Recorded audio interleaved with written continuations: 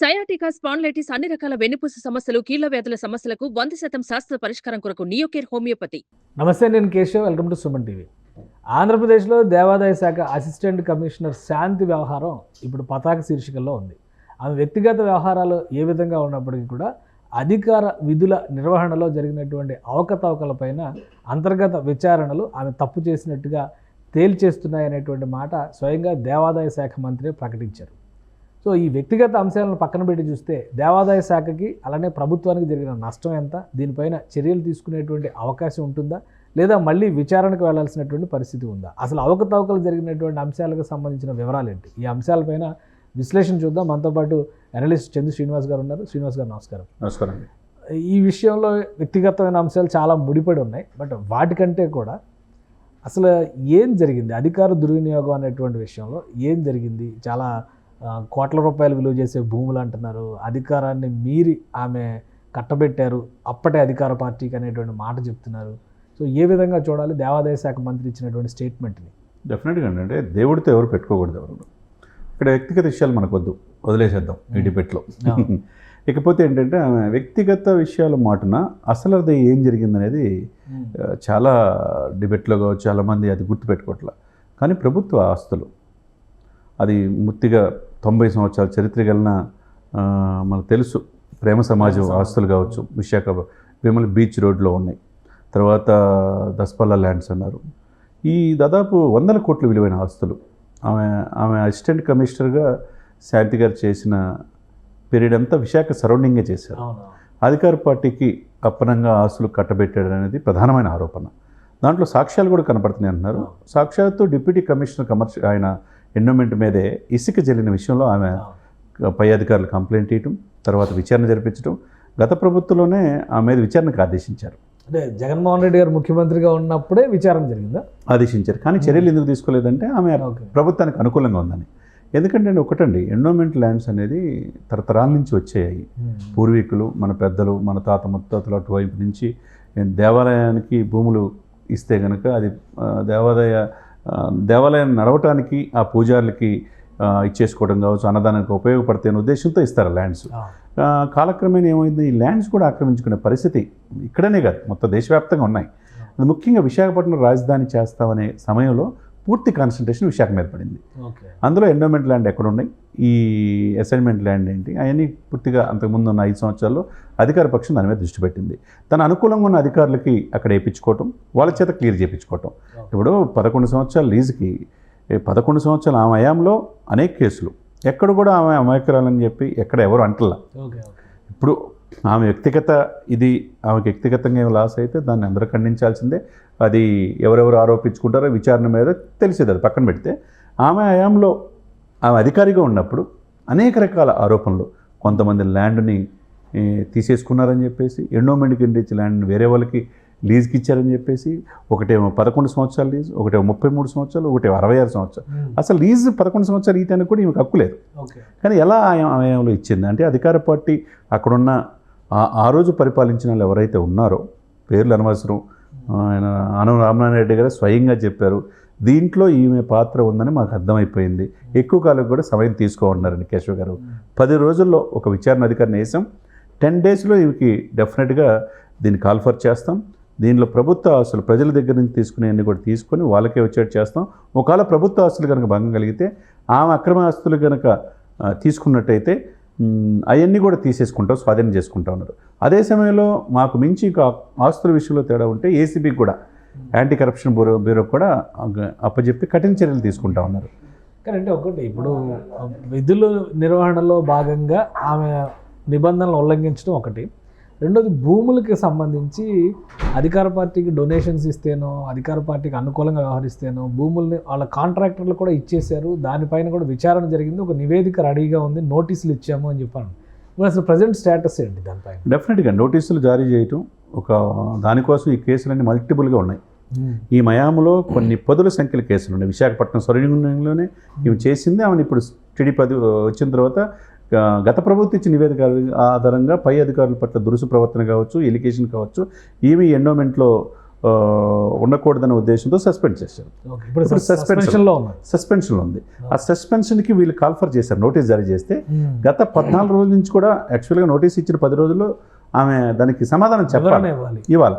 ఈ వివరణ అనేది దాదాపుగా ఇప్పుడు మొన్న ఈ నెల 7వ తారీఖు ఇస్తే ఇంతవరకు దాదాపు ఆల్మోస్ట్ 20వ తారీఖు వచ్చేసింది.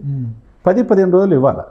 కానీ ఆ వ్యక్తిగత విషయాల్లో ఎక్కువగా కాన్సన్ట్రేషన్ చేయడం వల్ల ప్రభుత్వం అసలు ఆ ఉద్యోగమే కదా, ఇప్పుడు జీవనోపాధి ఉద్యోగమే కదా, ఆ ఉద్యోగం నీకు ఇచ్చినప్పుడు ఆమెకి ఆ ఉద్యోగం పైన పై అధికారులు మీకు నోటీస్ ఇచ్చినప్పుడు సమాధానం చెప్పాల్సిన అవసరం ఉంది కదా. ఎట్టి పరిస్థితుల్లో వాళ్ళు 10 రోజులు చూస్తారు, నెక్స్ట్ మళ్ళీ నోటీస్ జారీ చేయటం, విచార అధికారి ప్రకారం నివేదికలు ఆమె తప్పు చేసినట్టే కనపడుతున్నాయని వేరే కంప్లైంట్స్ వచ్చేసినాయి అక్కడ.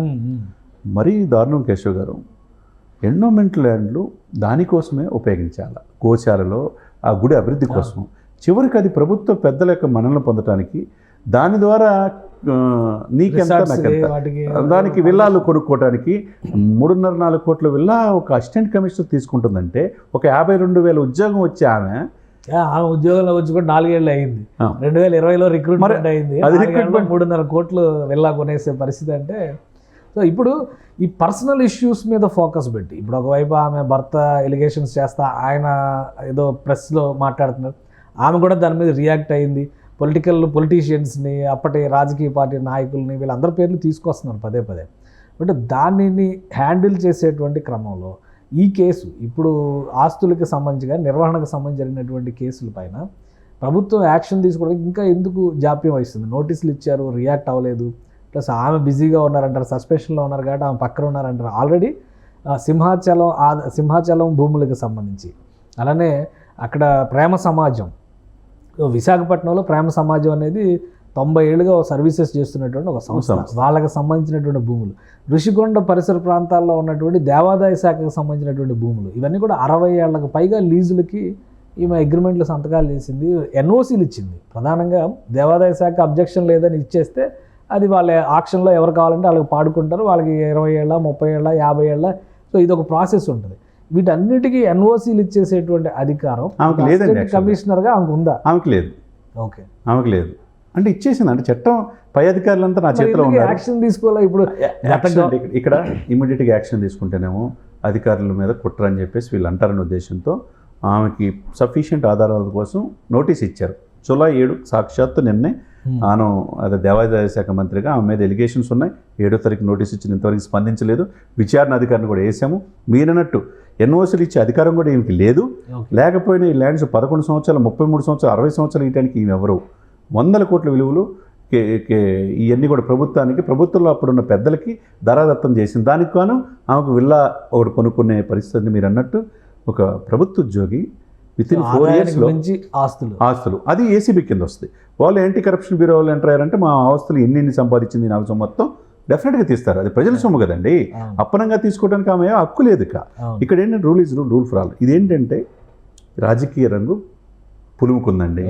దీని వెనక ఆయన ఆనరామనారాయణ రెడ్డి గారితో విలేకరులు అడిగిన ప్రశ్న కూడా ఏం చెప్పాడు, విజయసాయి రెడ్డి గారు కూడా విజయసాయి రెడ్డి ఉన్నట్టుగా స్పష్టమైన ఆధారాలు మా దగ్గర ఉన్నాయి.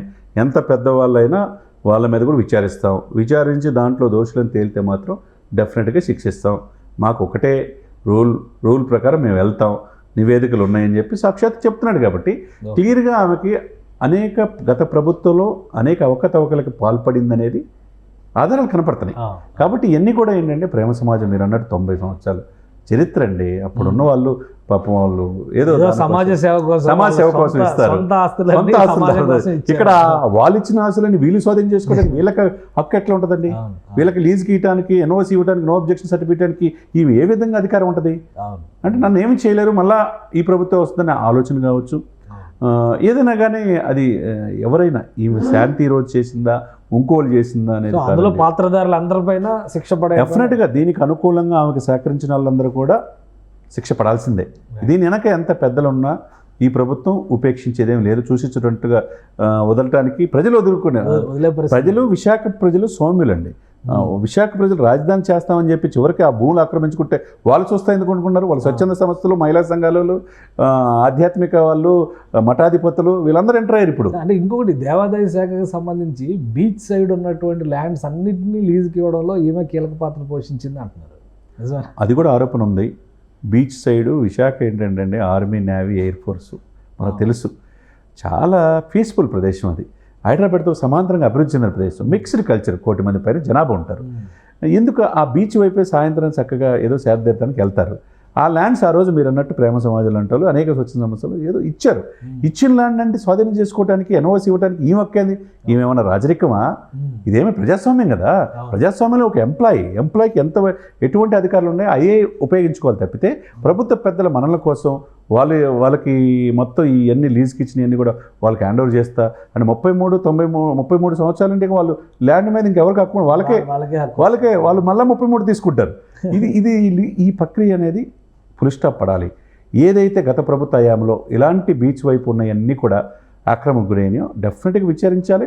అవన్నీ కూడా ప్రభుత్వం స్వాధీనం చేసుకోవాల్సిన అవసరం ఉన్నది. అప్పుడే ఈ ప్రభుత్వం మీద నమ్మకం ఉంటుంది. రైట్. థ్యాంక్ యూ శ్రీనివాస్ గారు, మీ అభిప్రాయం తెలియజేసింది. ఇది విశాఖ చుట్టుపక్కల ఉన్నటువంటి విలువైన భూములు, 100 కోట్లు 1000 కోట్లు విలువ చేసేటువంటి భూములను కూడా దేవాదాయ శాఖ పరిధిలో ఎంతోమంది వదాన్యులు ఇచ్చినటువంటి దాతృత్వ భూములు ఇవన్నీ కూడా, వీటన్నిటినీ కూడా వాటి పేర్లు మార్చడం, అధికారికంగా ఎన్ఓసీలు ఇవ్వడం, ఇలాంటి అనేక అక్రమ కార్యకలాపాలు జరిగినట్టుగా దేవాదాయ శాఖ ధృవీకరించింది. దీనికి ప్రధాన పాత్ర పోషించినటువంటి శాంతితో పాటు ఆమెకు సహకరించిన అధికారులపైన చర్యలకు కూడా ఉపక్రమించే అవకాశం కనిపిస్తుంది.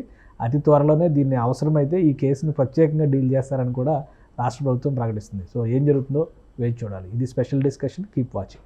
సుమన్ టీవీలో మీ పర్సనల్ అండ్ బిజినెస్ ప్రమోషన్స్ కోసం కింది నెంబర్కి కాంటాక్ట్ చేయండి.